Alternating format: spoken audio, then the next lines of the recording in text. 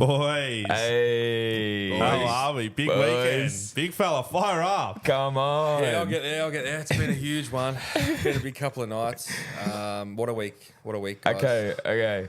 Everyone wants to know, Daniel, how many... Well, we might have to carry this episode because the big fella is he's seeing stars.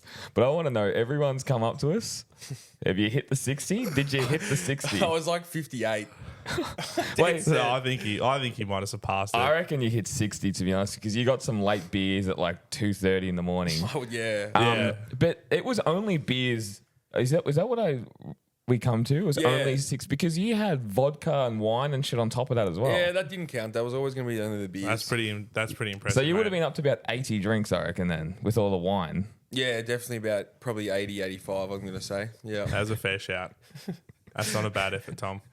Yeah, it's pretty ridiculous. Feeling the repercussions of it now?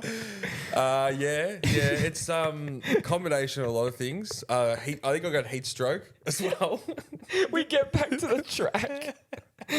We get back from the track yesterday, and like he's normally running hot as it is. And if anyone's seen him over the weekend, his head's like on a ball of fire. And he's like, Jim, I'm cold.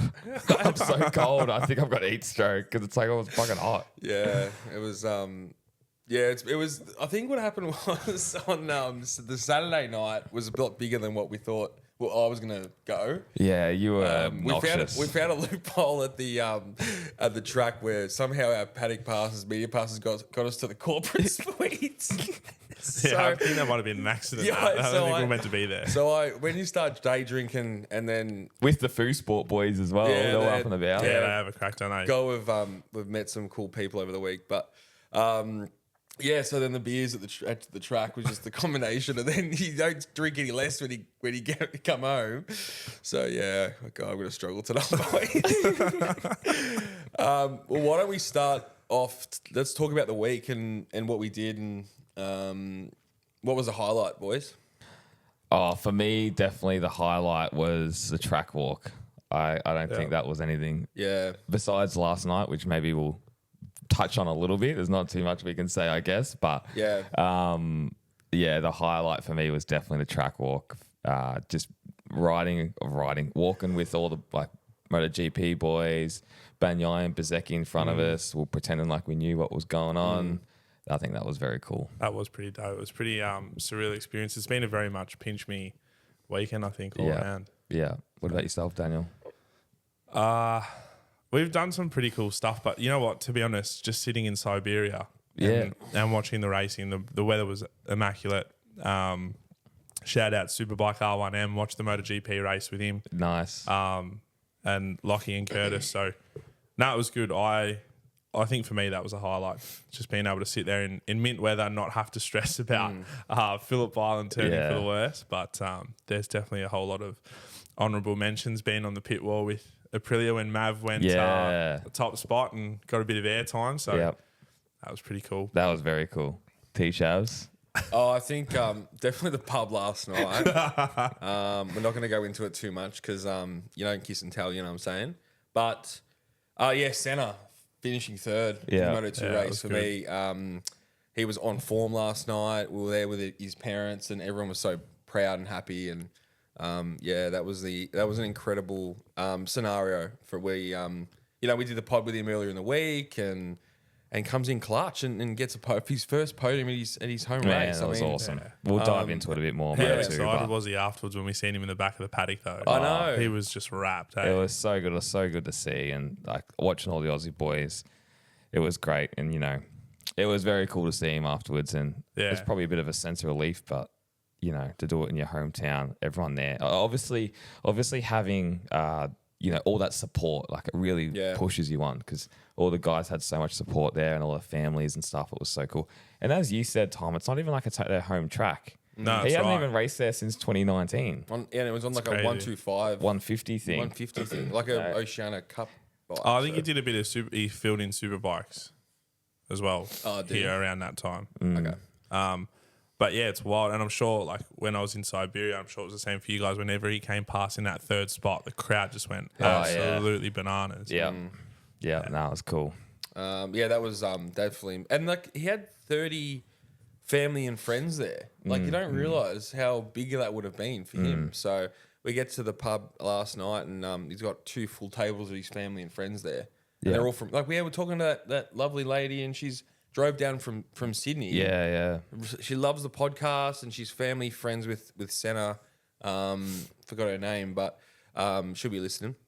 And she was just so proud, to be involved in a bit of a fairy tale scenario. 100%. And almost got the dub. I know. Imagine how big that would have been. Yeah, Furman just sent it up the inside, which we'll cover soon. But yeah. Nah, guys, a great weekend all. And just a shout out to our sponsors, Moto Heaven as well. Catching up with Adrian this weekend. It was awesome to be with them, and thanks to Moto Heaven because they're the ones that put this all together at the same time. 100%. Shout out to the boys at Benzina as well. We bumped into KP in the back of the paddock. Yeah. Always good having Bloody superstar. having a yarn with KP. He's the man. 100%. Boys, MotoGP, this is what it's all about. Yep. Let's get some results going. Let me get them up, boys. T-Shavs, how you feeling, mate? If you're watching, this is almost one you should watch this episode because you can just watch T-Shav and how he's fighting his demons like David Goggins in this one. That meme, hello darkness, my old friend, that's Tom right now. Yeah. You can't even get a laugh out of YouTube. All right, sprint race results. Jorge Martin, Marc Marquez, Enea Bastianini were your top 3. Pecco Bagnaia, Franco Morbidelli, Raul Fernandez, Fabio Di Giannantonio, Aleix Spargaro, Augusto Fernandez, and Luca Marini. Round out the top 10 in the sprint. Top 10 on the Repsol Honda. Yeah, no points, but. Oh, yeah, that's rough, isn't it? You know Top what? 10 I'm finish? still No happy. That's such a Repsol Honda thing to do now, but I'm still happy for him. Yeah, it's not a bad effort, that. Race results. Marc Marquez, Jorge Martin, Pecco Bagnaia were your top 3. Fabio Di Giannantonio, Enea Bastianini, Franco Morbidelli, Brad Binder, Fraud Maverick Vinales, Fabio Quartararo, and Raul Fernandez. You know what? Raul Fernandez, we'll get into Marc Marquez and all those boys, but he had a fantastic weekend. He had a ripper weekend. No aero as well. No aero on that motorcycle. How good did it look? It looks so much better. Everyone can agree with that. But Raul Fernandez, I think it was 2 top 10 finishes over the weekend. Good on him, man. He must have been one of the, if not the top Aprilia just about in both races. Maybe Mav might have pipped him in one of them. Fraudy pipped him. But yeah, that was it was good to see, and it was very noticeable. Yeah, 100%. He had a ripper weekend. He was flying through Q1 and had a decent Q2 also. Yeah. I think he was up on the front row at one stage. So. Yeah, that's right. And I guess as well, it was, as Tom says, it was fucked. As Tom says, it was almost an advantage to go through Q1 because you knew the track conditions because everything was so up in the air until, Saturday afternoon, I guess. That's right. Especially here, it's forever changing and it does dry pretty quick. So those guys that came up, they were on it straight away. Yeah. It was pretty good. But Marc Marquez, boys, what are we thinking? Over the tear off. You can't fucking write that shit. You can't write that, Like, that was a fair crack. That was a great race. I kind of spew on my tips because when I got here, I'm like, nah, he's going to win. Yeah. Like, you could just sense it. You knew it was coming. He was quick all weekend. Martin was obviously the barometer, but Marquez was right there. He just fluffed a start and a sprint. Yeah, which was probably, probably better for everyone else because I think he would have just pelted everyone by a few seconds for sure. But, yeah, man, the way he was lining it up, like we were watching him come through Stoner, like, he was just gaining so much on the brakes then into Miller. Yeah. He was so much later and then he was right up all the time. And then you can tell the difference between the 23 and the 24. Yeah. But then I think at one stage Martin had just overcooked his tyres and as soon as Mark passed him, that was it. It was game over. He had so much more edge grip coming out of Honda. Yeah. Marc Marquez going in the inside of Jorge Martin. Like it was unbelievable. Yeah. The amount of edge grip he had. And Danby made a good point. We'll watching the race with him. When he went over the tear off and lit up his rear tyre, I was like, oh, fuck, he's going to cook his rear tyre. That's it. But he only just lit up the middle part. Yeah. Where realistically, I didn't think of that, where you're losing all your traction on the sidewalls. So yeah, that's right. It was that was a good point. But what a ride from Marquez, man, on the GP23. came back like he had to pass like 6 riders in a lap, and he somehow did it, which is you don't see that often in MotoGP these days. No, not at all. It was a fantastic comeback. Like I said, I think for him too, he's really good at this track. Yeah, that fast, flowy. Like you said, you're always on the side of the tyre. He prefers to carry that extra speed through corners, and you can just see like he's a cut above everyone else. And it was funny. We were watching that practice session with the Aprilia guys, and they were even saying like he's an animal. Like if the bike is stepping out, people are going to shut the throttle. Yeah, every other rider shuts the throttle. If you look what he does, he just cranks it open even more to get it round. So his riding style around here was just perfect. I know, yeah. It just suits him so well. And obviously all the riders love it, but fuck, it's so good watching MotoGP bikes around there. It was. And shout out to Gigia as well, man. Yeah. That was an unbelievable ride. Yeah. To do what he did, considering his shoulders absolutely gassed. Yeah. And he made a couple mistakes into Miller or Honda, whatever you want to call it. I honestly think if he didn't make those 2 mistakes, Pecco was not on that podium. Yeah, it's a good point. Because at one stage, he sort of dropped off. I think it might have been for that tyre pressure. He comes back up, passes Bastianini and all that group he was in with Binder and Mav and all that, and he was just on a roll. Yeah. And he was starting to brake, and then unfortunately 2 mistakes. But passed him straight away again. So it was quick. Obviously a massive talent there, and I think Ducati have now noticed that, hence that 2-year signing for him. Ladies and gentlemen, just a quick reminder, we are proudly supported by the great team down at Moto Heaven. They are absolutely unbelievable to deal with. And if I were you guys, I'd definitely head over to their website. Yes, you never pay full recommended retail price at Moto Heaven, and free delivery for any order over $100. 100%. And they've got the best, most usable website in the whole motorcycle industry. Dare I say the world. They got parts finders. You can chuck in any bike you want. If it's a old KX250 or an R1, you can find anything you want. Helmets, they got everything.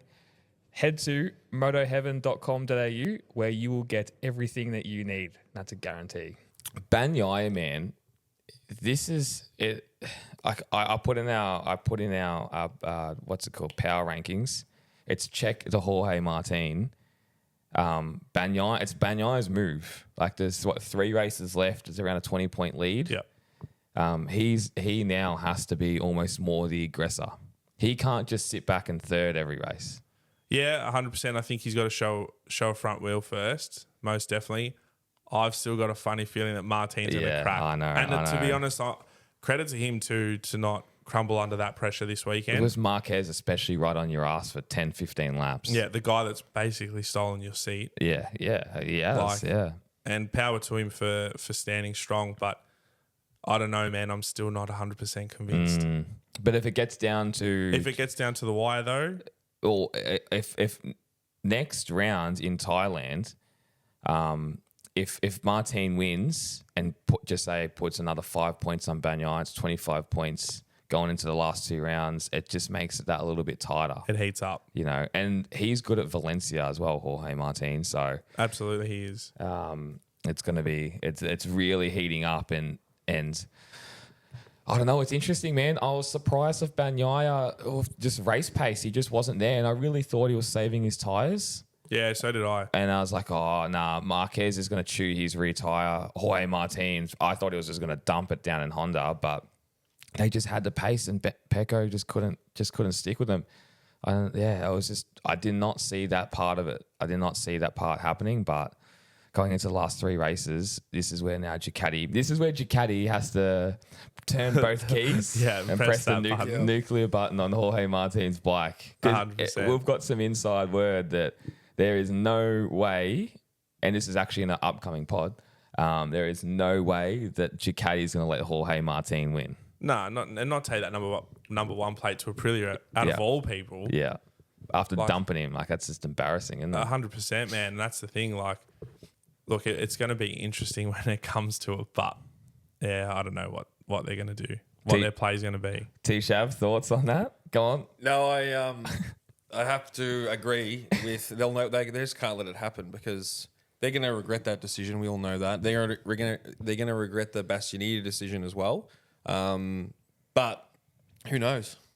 Who knows? It's too obvious now, isn't it? Like if something does happen to Martin's bike or tyre. That's a great point. It is too obvious. Everyone's talking about it. Everyone's talking about it in the paddock. Everyone's talking about the media. We're talking about it. We're obviously media now. Our media passes. But everyone's talking about that. If Martin has an engine failure, and no one has engine failures. The only outlier was Marquez the other week. That's right. First time in a long time. When was the last time you had one of them? If Martini just miraculously has an engine failure, mate, the whole thing's rigged. Buddy, the Americans killed Kennedy, the Americans did 9/11, and all the conspiracies come through. 06 Valencia with the tyre. Yeah, exactly. You know, it's going to be interesting. And back on Pecco and even the Beast, like, they couldn't get their setup right. And that's the good thing about these flyways, and especially Phillip Island, as much as we hate the weather when it's bad, it allows for that different result because people can't get that set up right. If you're spending a whole day in the wet, then the next day half and half. Now with the sprint, like that's right. That's where you really got turnaround. You got to really ride around those problems, and like his people don't want to admit it, but Marquez is probably the best at that. Like look at what he did on that GP 23. 100%, man. You know, he seems to be extracting the most out of it. So God, that isn't he? Like it's just crazy. It is really crazy on. A GP 24 is clearly that much better than everything else, but just to still even hold the drive, that's that big thing of that GP 24 is just getting that smooth power delivery out and getting that drive and then, overtaking Jorge Martin on the straight, like just on those two left-handers to ride like that. Yeah. And the braking, like we were sitting at turn one, watching him go, as you said, around Stoner and just the amount of time he makes up through there and then the braking on Jorge Martin, fucking hell. Yeah, dude's an animal. That's impressive, man. That's impressive. How's Bezecchi and Mav coming together? We haven't even talked about it, but I'm just going to make the executive's decision. Aero is our sexy heaven dick of the week because it's just it's dangerous. If 100%. If Marco Bezecchi got killed in that incident where it's a 330 km/h crash, it's fucking terrifying because he got sucked in bullshit aero. I 100% guarantee that aero would be canned next year. Oh, 1,000,000%. And you just can't have that. You can't be able to be sucked in. And it's happened at Misano, I think. We've seen it so many times. Even last year, how many times did we see it? People getting sucked out of it. It's too dangerous. And then Fernandez takes his wings off. It's just not worth it. It's just not worth it. And a track like Phillip Island, which is such high speed, and that crash was scary. It was scary. You don't want to see that with anyone. No. Everyone loves a big crash or whatever, but far out, man. Not when it's like that though. No. Even Acosta, his high side out of Siberia was monstrous. But I haven't seen that yet. Yeah, there's no footage of it. Similar to Superbike. Yeah, he must have been falling asleep. It must be the same camera operator. But that Bez one, there was obviously a lot of aftermath to that because Sava, he got copped a bit of debris in the arm. Yeah, true. That's right. We're having a chat with him as well. Yeah, and he couldn't move his right arm, so he had to retire from the main race. Yeah. And he was struggling. He couldn't even shake our hand at the end of the day when we seen him, poor bloke. So he wasn't too impressed with the Phillip Island track marshals. That's for sure. So did debris get left out after the incident and then it popped up from another bike and hit him? Was that? Yeah, right. Jeez. Yeah. Which is pretty wild. Yeah.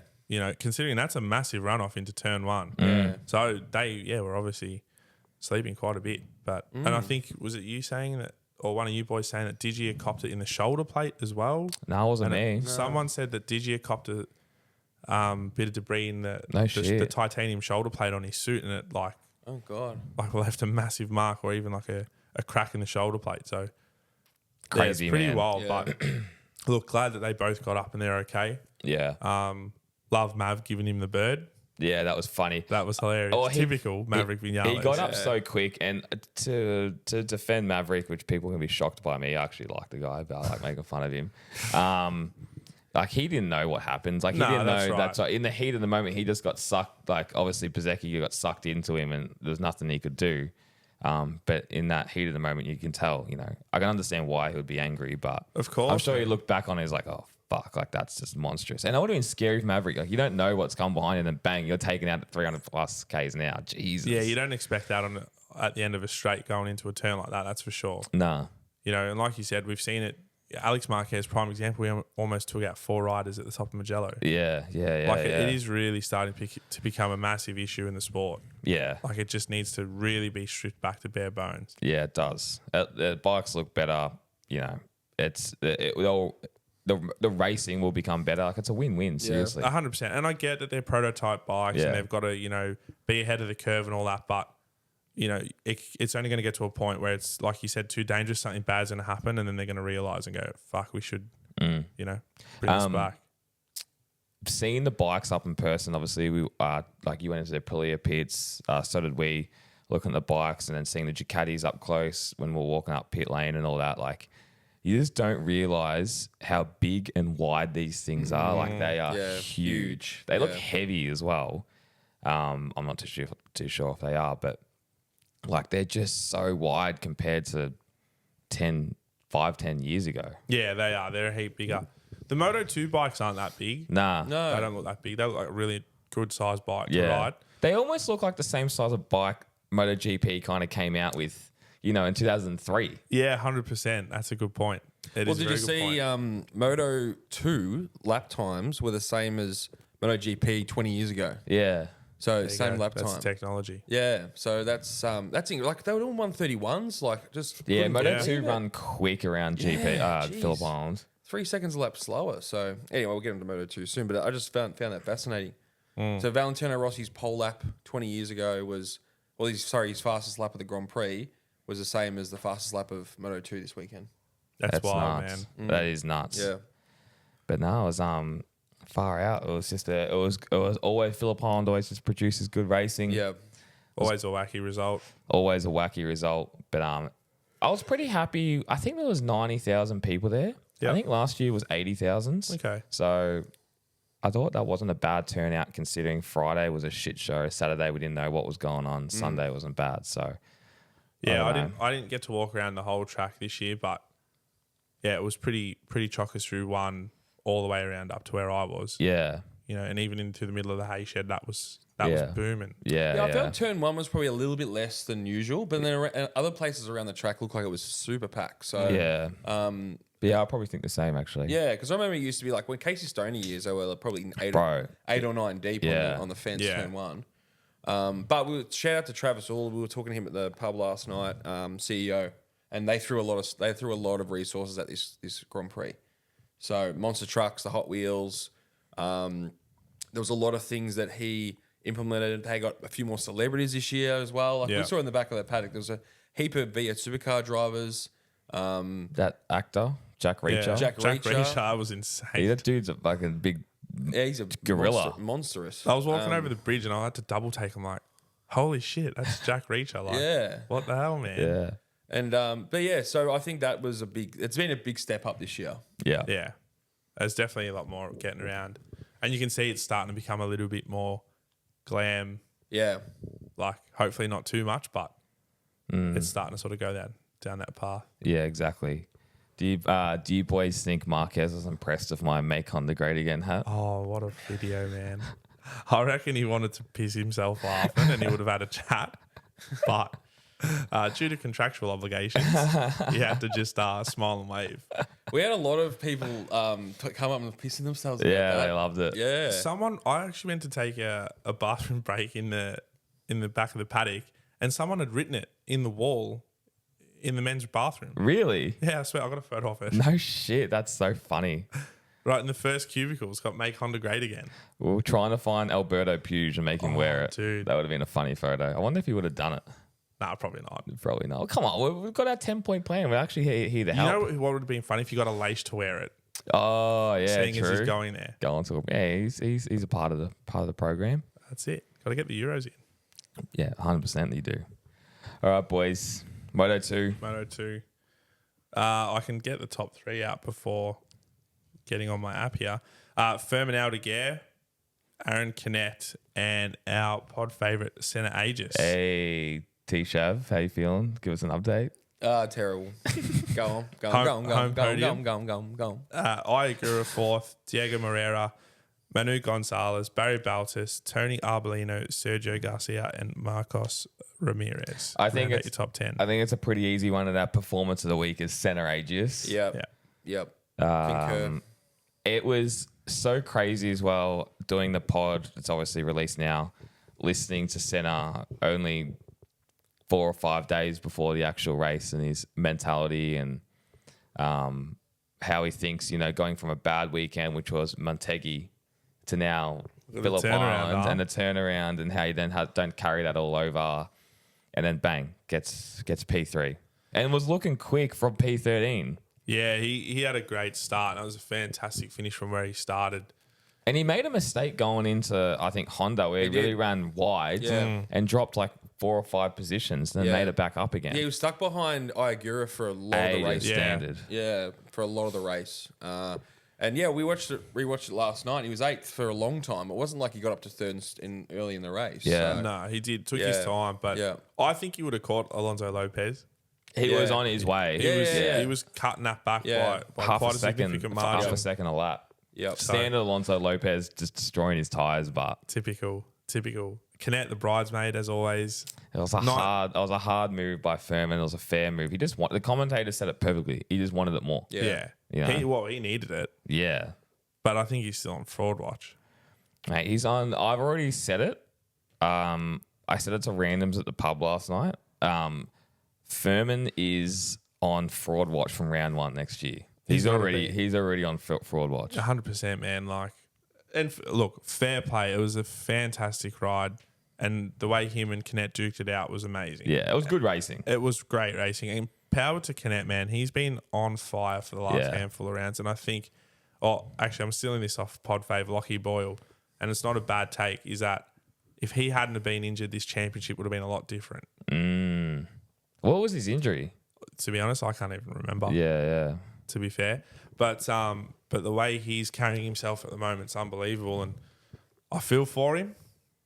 But yeah, it's racing. Man. It's racing, man. At the end of the day, and I think it was just on that limit. And you're going up against just obviously so much high quality talent. Like Furman's so quick when he wants to be, but it's 1 in 10 races. First win since Germany. Yeah, that's a long bloody time, boys. It's his 3rd win this year, right? He's done Jerez. Must have been Sachsenring and now Australia. So, but then Iagura, man, Mr. Consistent. I was waiting for him to bin it. So was I. But just takes 4th, and then he can just about easily sew it up in Thailand. Well, I think if he had have taken a podium, he would have won it. Oh, he would have. Yeah. So it was just a podium. Yeah. Yeah, I thought so. Yeah. So they would have had the World Championship tees ready. That's cool. Yeah. I've got his fairing. Oh yeah, true. You picked up his fairing. That's cool. Yeah. Yeah, didn't realise carbon splinters as well. Yeah. End up with all these carbon shards in my hand. You did, yeah. But worth it. Yeah, 100%.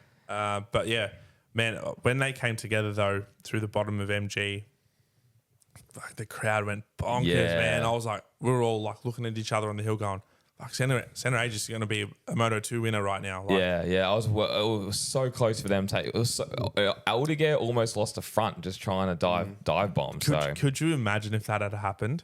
Oh, My God. Would have been awesome. Like the scenes were huge. Yeah. The scenes were huge, and they would have been somehow even bigger last night. But yeah, absolutely. Look, that was probably one of the best Moto2 races. Oh, I mean, it's so hard actually because that one with Vietti, and there's been a lot of close ones this year, but I think going down to the wire and actually fighting for position, that's up there for sure. Yeah. That category, as we always say, we've been harping on about it. It's in such a good spot with a whole bunch of great riders. Yeah. Doing so well. Like, they're doing so well. It's only going to get better and better. And Iagura going up, not just going to LCR, like going to Trackhouse. He's going to win a world title. Like, that's the way to do it. You just can't just go to just LCR Honda and just watch your career. We say it all the time, but go to the toilet. Would he be the first Japanese rider to win a title since Daijiro? Hiroshi Oyama. Yes. I'm pretty sure he won on the 250s. Yes, you're correct. Yeah. In the Simoncelli days, T-Shavs. Give us a report. How are we feeling? Yep. Yeah, it's still bad. You could be the first person in the history of podcasts to have a nap during the episode. There's a big chance. He's fogging up a little bit, but. Am I? Oh, goodness. Carry on. Right, you are. Right, you are. All right, Moto3, Daniela. Moto3. David Alonso, Danny Holgado, Adrian Fernandez, Stefano Nepa, David Munoz, Rusei Yamanaka, Tayo Furusato, Luca Lunetta, Jose Antonio Rueda, and Angel Piqueras. Beautiful. Where was our boys Joel and Jacob? Joel just outside the 10 in 11th, and Jacob, fantastic ride to 13th. Nice. As a rookie, very good. Yeah, I mean, that was a brilliant race too. Joel leading for a lot of the time there through those early laps. And spewing. Did he get muscled out? Is that what happened? I think I got beaten up a little bit this race, to be honest. Like, he was looking really good. And it was crazy, you know, they were passing him on the straight, but man, into turn 1 and through the loop. Yeah. He just made him look It was quick. pretty average at times. He got dicked in his qualifying though, and this is what a lot of people, and it would happen to a lot of riders, and you'd never know, but his their generator in his pit box shit itself. Yeah. And then no way. the tire warmers, he didn't get a heat cycle through his tires, so he went out and cold tires for qualifying. Ugh. And then obviously your tires don't work properly as it is, so then the pool, I think he got 7th in qualifying, was a very good result for him there. Yeah, absolutely, man. Especially on slicks, Yeah, they need all the heat in the world. yeah, exactly right. Especially that wind at Phillip Island, it's not easy to generate heat into them. But fair play, 7th isn't a bad effort at all. Exactly, but bro, David Alonso, seriously, God, he's just a little gun, man. He's so good, man. Like, I was watching it, as I said, with Curtis and Lockie, and he just times it so perfectly. He lets everyone battle, sits 4th, 5th, comes through, makes his move, has more in him, makes that break. Everyone else is just fighting behind him. Yeah, He can win by 2-3 seconds. I know, it's nuts, man. Like, he's just so clinical and just pulls away at the right moment, at the right time, and then no one can touch him. He'll pump out like 2-3 laps.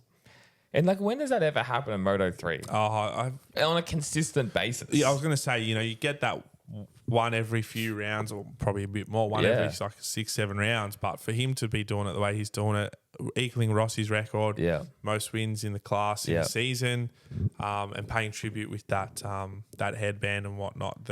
And winning a title like with 5 races ago, 4 or 5 races ago. That's just domination at its finest, really. Fucking hell, man. And you got to give credit to him. You got to enjoy that, because you're not going to see that very often at all. You know, hence his nickname, the Baby Goat. Yep.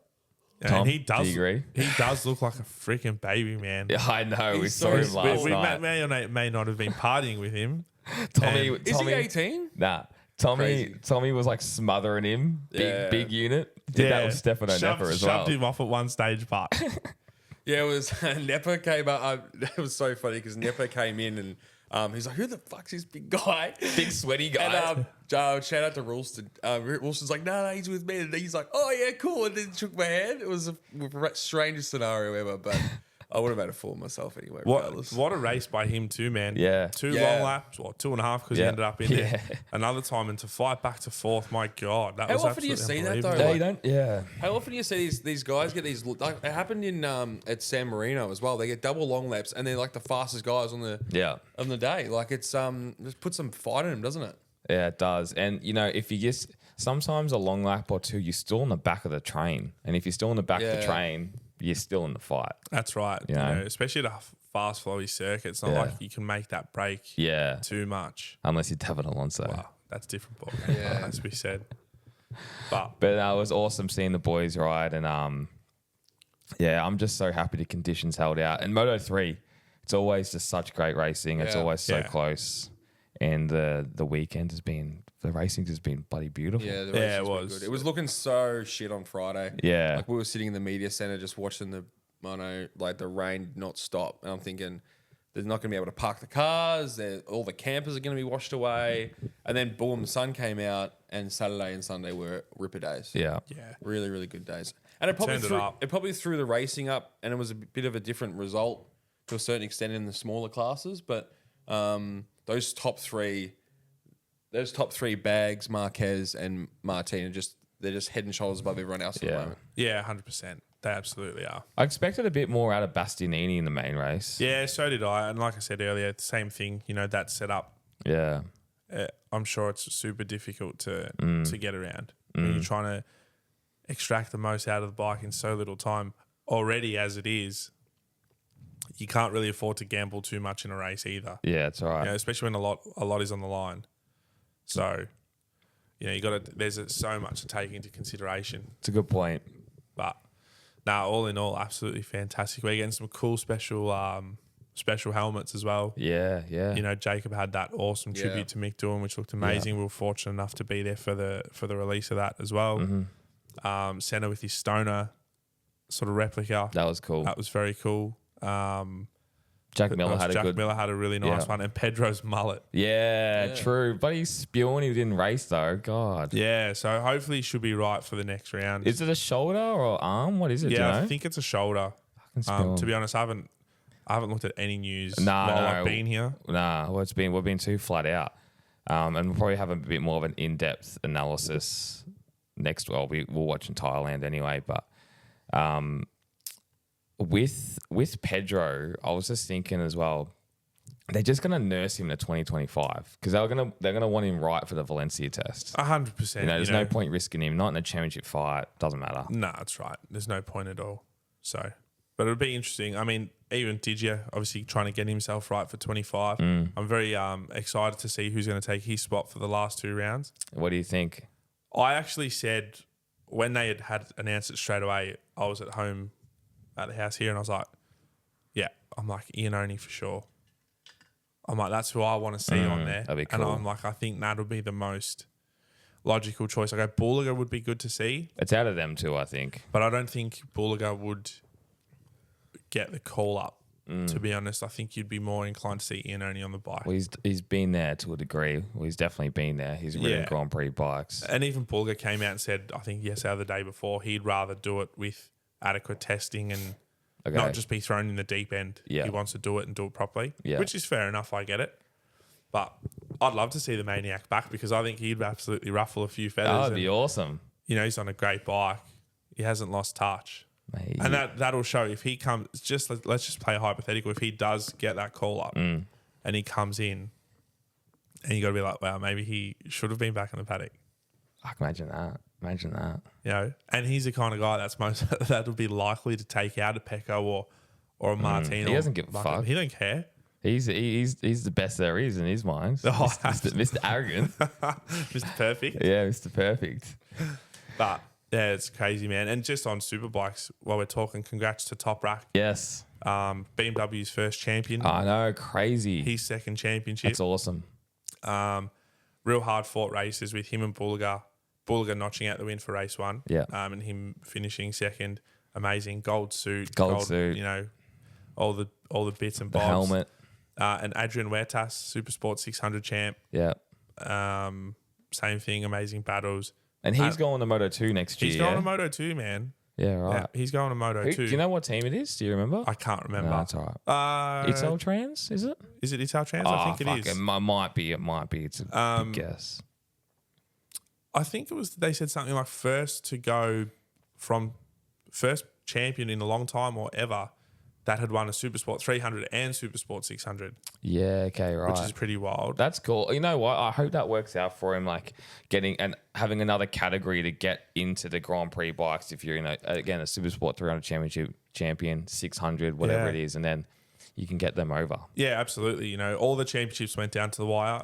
Congratulations to the Supersport 300 championship. Don't know his name, unfortunately, but he won that as well. And Anna Krasko won that WCR championship. Nice. And that went down to the last round as well. The last race. Yeah.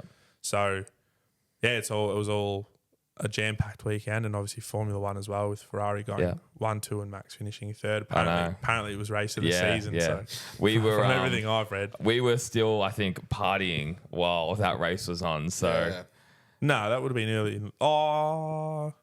It would have been starting. It would have been a crossover. There was a crossover, and there was no way I was staying up. I was cooked. T. Shabs was ready to go to the shearing shed. Yeah. Oh my god. He reckons he's almost bottled the sponsorship. Yeah, sponsorship apparently. Yeah, I know. I got it and then lost it the same night. Yeah, you did. That was you the whole weekend. Yeah, it was. Give us a bit of a rundown of the nights we've had out of you, Tom. Let's get some sentences out of you. So first few nights, Monday, Tuesday, Wednesday, pretty tame. We went out for dinner We went out for dinner every night, didn't we? Yeah.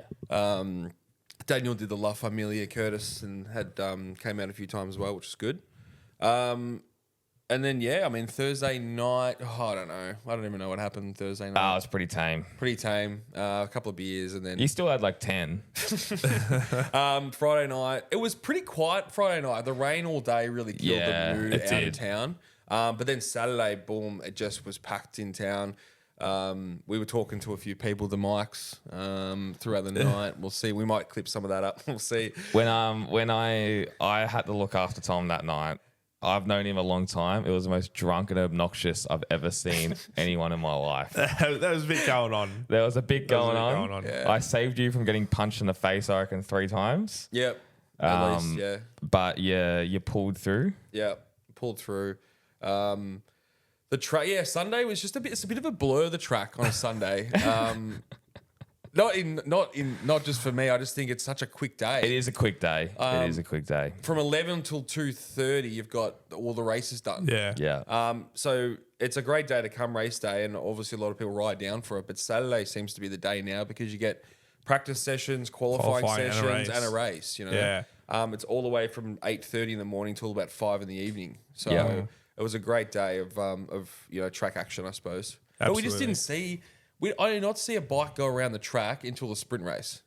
That's how busy we were in the back of the paddock. Yeah, we were true. Yeah, I didn't see. I just saw them go past in the media center, but that was it. Yeah, I just didn't and I remember sitting on the top of the pit straight rooftop. I think we're all there for the sprint start. Yeah, and I remember turning to you, Daniel, and I was like, "What the fuck?" Like how loud these things were. Like I remembered it, but I've never, I don't think, sat there for a start. And I just could not believe it. How they sort of got to their pit box and there's like a little bit of throttle, and I'm like, oh yeah, it's pretty loud. And then bang, and I'm like, what? It was crazy. That was cool. Yeah, that was cool. And watching them get the drive, how quick they accelerate out is insane. Like you can't fathom it on TV until you see it. Yeah, it's wild, man. Coming out of Siberia is so fun to watch them get all loose and 100%. It's amazing, man. It's like it went, like you said, it went so quick. I feel like the first half of the week while we were here was pretty tame and just rolled on. Doing it was all the nice pilots and having a laugh, whatever. And then bang, Friday to Sunday just done. Yeah, done so quickly. I know. Like, I don't know about you guys, but I know you are, but I'm cooked. Yeah, I'm cooked as well. I'm cooked. It's the sun as well throughout the whole week. No hat and sunscreen for you the whole week as well. No hat, no play. Yeah, far out. He's paying the consequences for it now. Yeah. God. What about the Sunday night? How'd you go last night? After party. Yeah. Did it live up to your expectations? Because we've talked about this. Well, we're lucky enough to be invited into the after party into sort of Jack Miller's family and friends and everything, which was really, really cool. And Senna.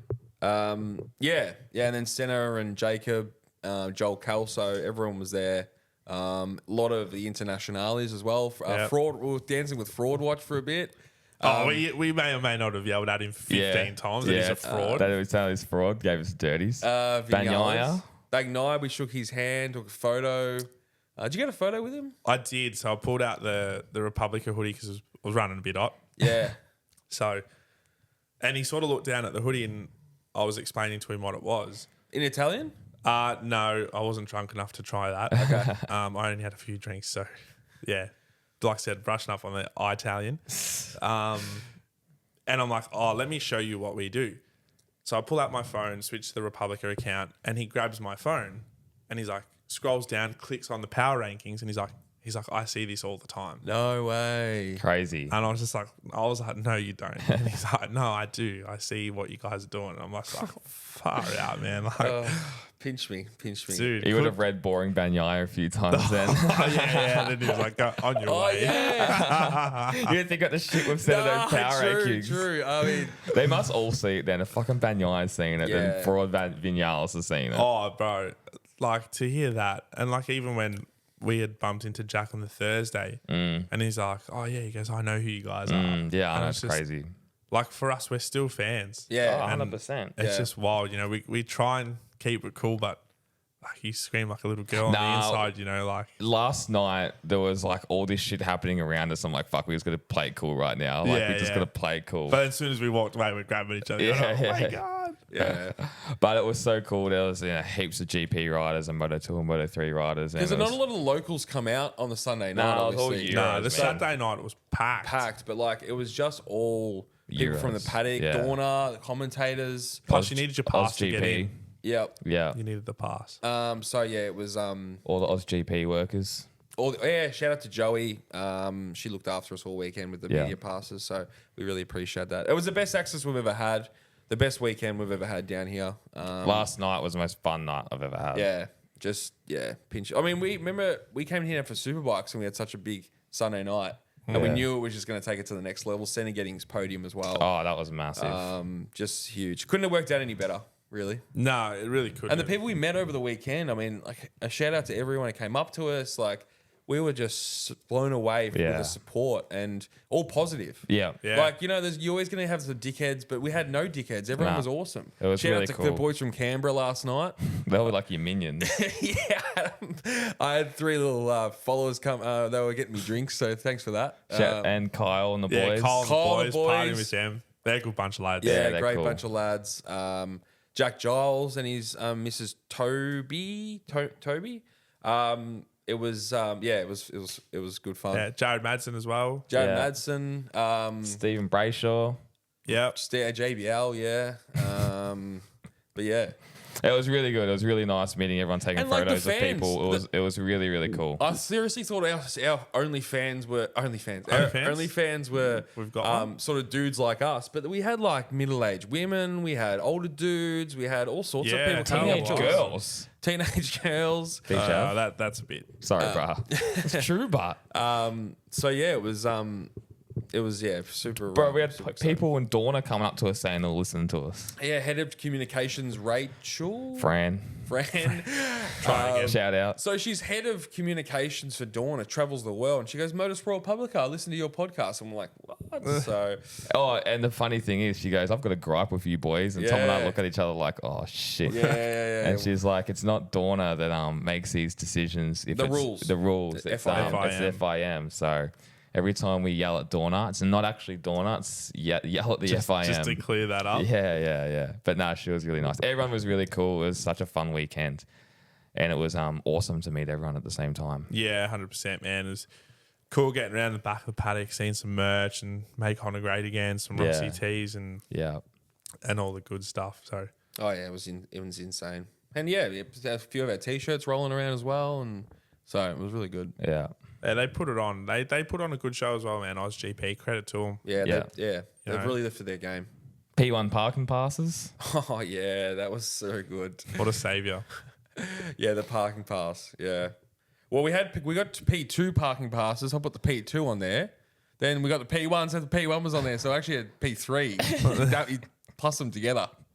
Next time we need P0. We were joking about that to the lady at the pub. Was saying if you put 4 P1 passes, it becomes like you can take your car on the circuit. It becomes a safety car.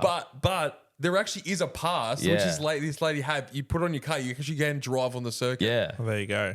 You become the course. You turn your car into the course car. car. I'm not Yeah. even joking. Yeah. We met a person that does it. Yeah. That's pretty wild. So their car was like, it's their own personal car, but they were using it as a course car for the weekend. I think you have to have a BMW though, don't you? Yeah, you do. Yeah. Yeah. Yeah, nah.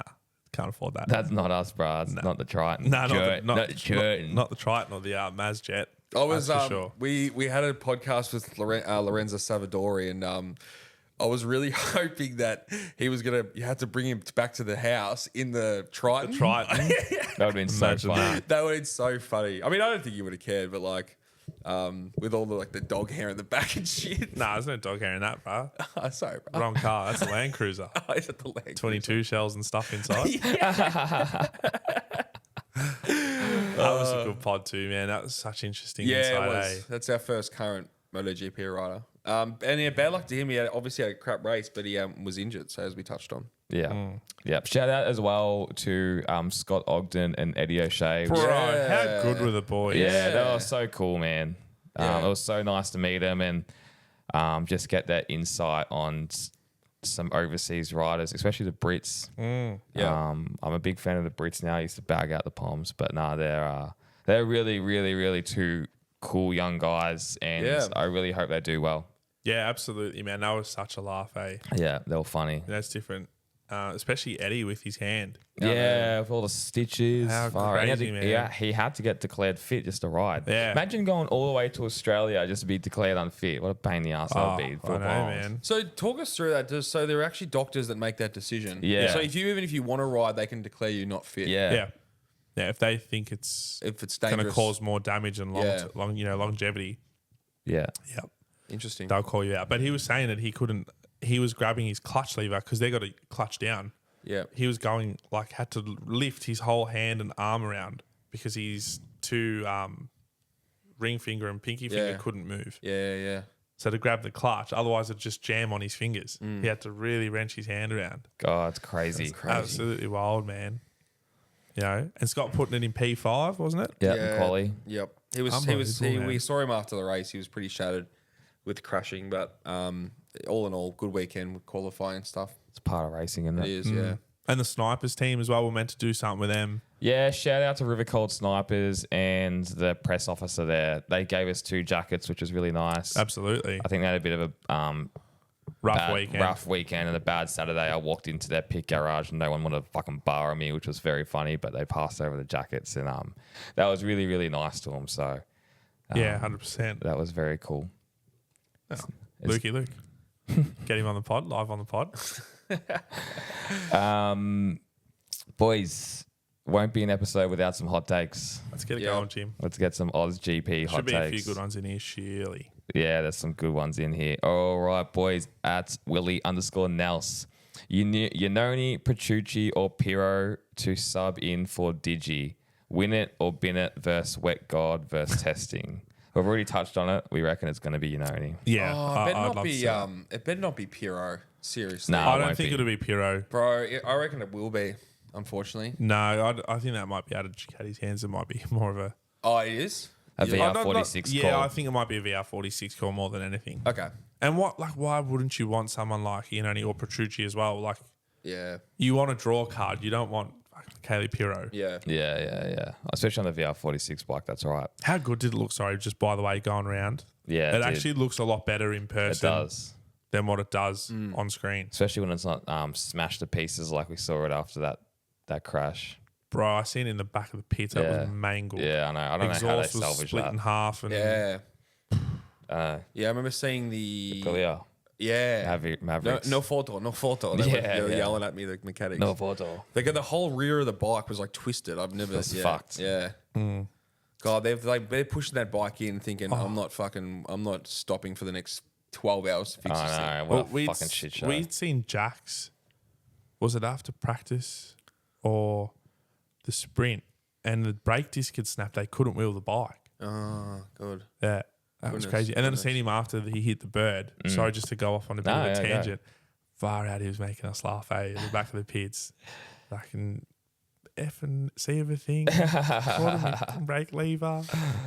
Yeah, it was crazy. Wildlife at Phillip Island. Oh, no. There was a lot of it. It features every year. I think it gets worse every year. There's more and more. I think this is the worst I've seen it for a bit. And those big geesey looking things. Yeah, I know. Bloody hell, mate.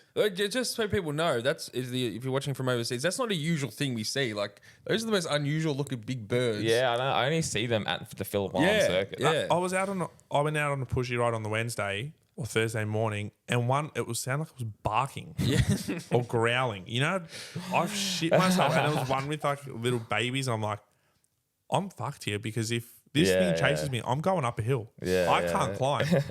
Like, I was like, I'm gonna die.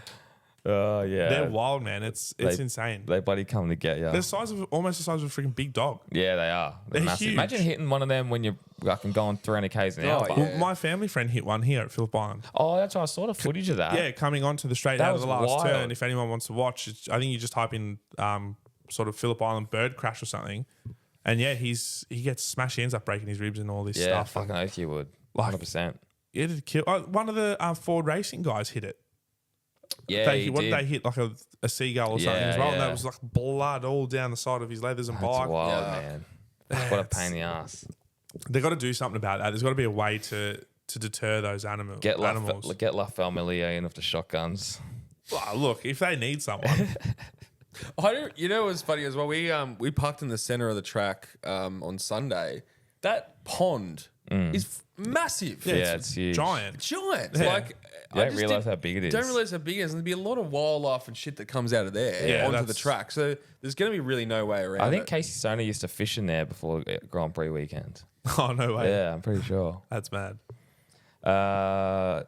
That's Tom F145. Can we get Kyle Webster on the pod after Motocross of Nations, P1 for Australia? I think it would be perfect timing. Yeah, tee it up. Tee it up. If anyone knows him, get him to drop a line to us and we'll get him on. Get him to contact us. Yeah, we'll be right. At Zia Lee, banning ride height devices would close a gap between manufacturers. I agree. Yeah, I agree. I think we that's touched a on great that last week, actually. Yeah, needs to happen. Yeah. Definitely needs to happen. Underscore Derek Hall. Aprilia need a major sponsor to be a real contender. HRC will have the best livery post Repsol. Yeah, good call to both of those things. Aprilia, I don't know why Aprilia don't have a major sponsor. Yeah, it's an interesting one. Yeah, it might be something to do with Piaggio Group. I'm not too sure. I reckon that's going to change next year with Martin and Bezzecchi. I think so. They're very marketable people. They are. Absolutely, they are. So I think that is a great call. They do need some money coming in elsewhere. And yes, I think Honda will look great again. Yeah. That Repsol Aprilia would be a great combination. Yeah. With the Spanish rider now there. That could be a thing. Imagine if that happens. Far out. That'll be the twilight zone though. Yeah. Repsol sponsoring and not a Honda. Yeah. Strange. Nikki D 3604. What era were the manufacturers most balanced in MotoGP where one wasn't better than the rest? Which is a great question. I actually think it was between like 15 and 19. Because Marquez wasn't on... He was on a Honda that seemed to be a bit of a dog. The Yamaha was still up there because Lorenzo won a title on it. And Ducati was up there, but I just maybe... They started coming back through. Yeah, maybe they just didn't have the most capable riders and you're going up against very, very good riders at the same time. Yeah, it's probably a good shout around that time, for sure. Because early 2000s, Hondas were dominating. Honda dominated. You know, you can maybe make an argument, even 04, like when Rossi was on Yamaha, it was really just Honda and Yamaha. Yeah, that's right. Ducati were nowhere. Yeah, Kawasaki was in there, not doing much. Maybe Suzuki. those few years when Stoner was on Ducati, you could say that they were kind of close-ish. Yeah, true. Like late 08, 09, 10. through to 11. Yeah. Or 10 probably more so. Yeah, that's a good call. But the Ducati was a dog, but the same thing. Stoner was the only one doing anything on it. Melandri wasn't, or Hayden. No, that's absolutely true. So that's a hard one. That's a good question, though. That's I like a great that. question. That's what we call a thinker. T-Shav, what are you thinking, mate? Yeah, sounds good. He's done. Yeah. Get him off. If anyone's watching this, he's He's absolutely toasted. Yeah. I do apologise for my performance, but yeah, I mean, it's just been such a big week. And Best on last night, bud, he reckons? What are the grips of despair from about 2 p.m. yesterday to where I was last night is like comeback of the century. What would you say was the comeback? More beer? Oh yeah, I drank a 6-pack of beer sitting on the couch here before we went out. All guns blazing. And then half a bottle of wine at dinner and then he had like 4 beers. And before that, he's like, I'm fucking cooking. He goes, Jim, I'm back. I'm 4 beers deep and I'm back. We're ready to go. I'm like, you're fucked. That's funny. _Melbon. KDM to be next year's Fraud Watch champ. Should they not challenge Ducati with all their new riders? They should challenge for sure. But you know what? That as a manufacturer, they could be on Fraud Watch. If they're not doing anything next year, they are on Fraud Watch. They're on my Fraud Watch radar now. They're on my Fraud Watch radar for 2025. Yeah, it's a bit stiff, but I think that's just... They got the riders next year. They do. They need to pull something out of the bag. Next year's their shot. Next year's probably going to be their best shot. Like, build to their best shot. Like, this is where they've got the riders. They've got the talent, which they never previously had. They've got a Pedro Acosta. This is where they can slingshot themselves. 100%. And I think they've almost got to go away from that whole family brand. And Yeah, they do. You know, I know I love Brad Binder. I really do. But if he's not going to... Partying with him last night, shout out. Yeah, true story. I'm not going to elaborate on what I was just about to say. Brad Binder. T-Shav. Yeah. BB. Yeah, so if he's not performing, they've got to turn around and go, you know what, we can't keep going down this path of keeping someone just because they came up through our ranks. Yeah. Move him on, get someone else 100%. in. You know. And they harshly kind of did that with Miguel for a bit as well. Like they that's kind of right. dumped him. 100%. You know, look at what they're doing to Jack now. But unfortunately, at the end of the day, sometimes it has to be done. You know who's also in the KTM watch list though? David Alonso. Yep. He's all in the Pierre Mobility group. Yep. You know, he's going to CF Moto, staying in CF Moto, which is the KTM. So imagine Pedro Acosta and David Alonso in a couple of years' time as their two main men. That could be pretty cool. That could be the best rider lineup on the grid. Oh, yeah. He'll probably slip into Binder's seat, I suppose, in a couple of years, you'd say, or maybe 3 years. Well, he's on Moto2 next year. If he lights the world on fire he's straight next in. year. He's straight in, isn't he? Yeah, of course. You got to. That's it. Yeah. You know, Yep. then that's the scary thing. How old's Acosta? Is he 19 or 20? He's just turned 20, I think. okay. Maybe 20 and a half now. But he's only still real young. Yeah. That's only really young. Heaps of time. Yeah. Heaps of time. Yeah. At Matt Stevens, Motorsport Republica on the commentary team for MotoGP 2025. It should be on the cards, I reckon. Yeah, it's no beers 3 days in advance before you talk. And yeah, definitely. Yeah. I might ramble on a bit, but that's the only problem. That'd be a hard gig commentary. Yeah, Super hard. we did a pod which will be getting released in a while for a prominent commentary person that commentated some big things over the MotoGP years. That Tom also crashed a live Oh my stream. God, okay, we're gonna set the scene here. Tom was up on the set of the upstairs on the Paddock roof. Yeah. It's just one of many times where he made a fool of himself this weekend. And this person was live on air. T-Shavs had like 7 beers. He goes, hey, he yells at him from across the paddock. Goes, hey, exclusive. I've got an exclusive for you. And he looks at him, talks to Tom, and Tom had nothing to say. He's like, what's your exclusive? I said, got nothing. I kept walking. People were laughing at that. There was random people watching you laughing. is there? Yeah. Oh, no way. Far out. So silly. So I reckon you might not be able to be allowed to wear Republican merch the next year. Yeah.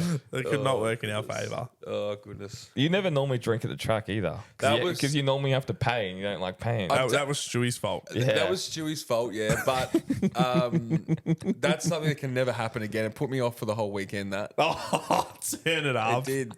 You would have consumed just the same amount at night anyway. And he's not, and it's like he was force fed the beers.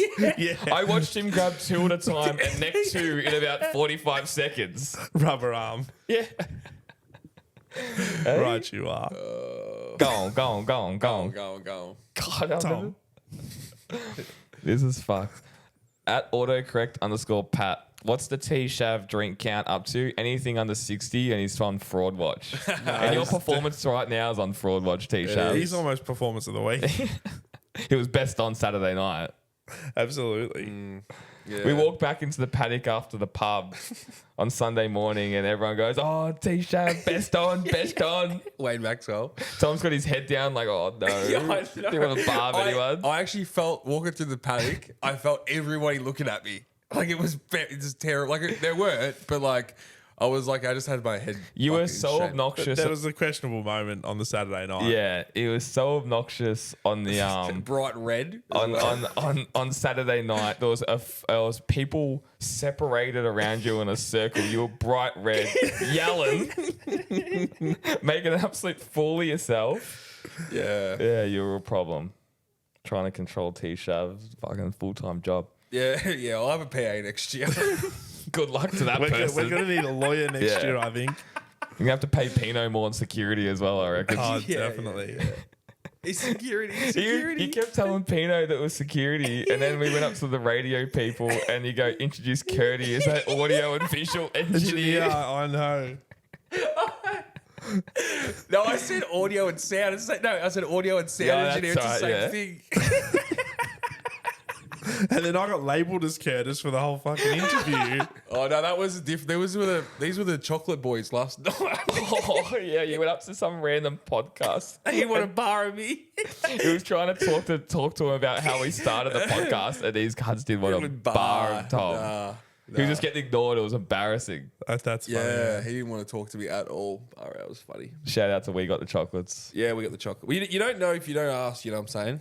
So you got to put yourself out there. Might as well give it a crack. We done? No. We've still got another 20 minutes. Yeah, we still got at least. What? How long? We've only been doing this for 40 minutes. Chris_Seps. How cool is the Mick fucking doing? How cool is Mick fucking doing? Get him on the pod at Benzina Stables with a live audience. My idea. Okay. We want to get him on a pod. Definitely the live audience is not a good idea. We need beautiful sound quality for Yeah, we do. For someone like that. Yeah. But we definitely want to get him on the pod. If anyone knows him, put in a good word for us because he would be one of the most interesting pods we'd ever do. Yeah, that could go on for hours on end. 100%. T-Shavs, it's called Papa. Crazy how if we remove the top 4 Ducatis, Acosta would be the champion. I thought Binder's outscored Acosta. That's what I got told. On a Sunday he has, but maybe the sprint race. So, wait, Acosta's 5th in the championship. Someone get it up. Let me get it up, man. Someone get it up. Can't be, can he? T-Shav, how you feeling, mate? Good. Not good? Speaking the mic. Sorry, not good. What'd you expect, man? What'd you expect? Binder's 5th? Yeah, I thought so. 192 points. It's called Papa. What are you doing, mate? You're on fraud watch, puppy. He's only 10. Acosta's on 181 points. He's only 10 points in front of Maybe this Mighty was... Mav. Okay. This could be before the weekend. This is before the weekend, these questions as well. Yeah, okay. Yeah, of course. At Brendan Sarton, hot take, you have stamped yourselves as Australia's #1 motorsport podcast. That ain't a hot take, that's just a normal take. It's facts. Common knowledge. We are easily Australia's #1 motorsport podcast, by far. Yeah, it's quite a sizable gap to second, so... That's just a robotic answer. Yeah, that's like... Yeah. That's a political answer. check Patreon for the real one. That's fucking ridiculous. That's all I got, boys. Beautiful. Yeah, nice. Beautiful. So let's just get on some Superbike talk. Oh, no, please. Talk about the liveries. How good to top rate? Nah, that's a weekend wrap up, boys. Yeah. Phillip Island, you're amazing. Yep. We are a little bit all hungover and tired and weathered, especially Tom. We'll be back up to more of our cheery selves next week. Yep. Thank you. Shout out to everyone that came up to us. Thank you all for saying g'day. It was awesome to meet everyone. Yeah, absolutely. Shout out to OzGP for putting on a great weekend. Joey for hooking us up with media and everything like that. Yep. All the Dorna people, everyone we met. Yeah, I don't know if I'm missing anyone, but No, thanks everyone. It was amazing. Best weekend ever. Absolutely, and thanks to you boys, you know. And like I said last night, we should all be proud, especially you three. And big shout out to Curtis. yeah, Curdy the Enigma. Yeah. Got photos of the Paddock girls as well. Yeah, they actually asked him for photos. Believe it or not, I heard his voice. They seen him. They're like, I watched them lick their lips. Big lips. Huge. Sydney Renaults. Lips, hips, and tits. But no, all jokes aside, be proud, boys, because what we've achieved in the time is amazing. Like I said to James and Curtis last night, very proud of you all. Yeah. It is amazing. And again, shout out to everyone that's been around and helped us out, from the guys at Moto Heaven to the boys at Benzina Stables to HJC Australia and everyone else along the way, to all of our families as well. it's been absolutely amazing. Yep. It's been awesome. And it wouldn't be possible without the listeners and all the fans. And we greatly, we definitely do not underappreciate it. No, it's amazing. not at all. It's all because of you guys. We love doing it. We love all the feedback. We love how you all listen and watch. It's a lot of fun and it keeps driving us forward. Absolutely. And there's plenty more to come. Yep. So a lot of inroads were made. So watch this space. Is going to be a lot more clips away from the podcast. Yep. T-Shav's got a lot of inroads, got a lot of ins. Then Daniel and I kind of saved it at the death. So that was kind of the weekend, wasn't it? That's pretty much the weekend. And whatever you guys said, I appreciate I appreciate you boys a lot. Well, that's it. Thanks everyone. See you next week, boys. See you next week. Thanks, boys. Cheers.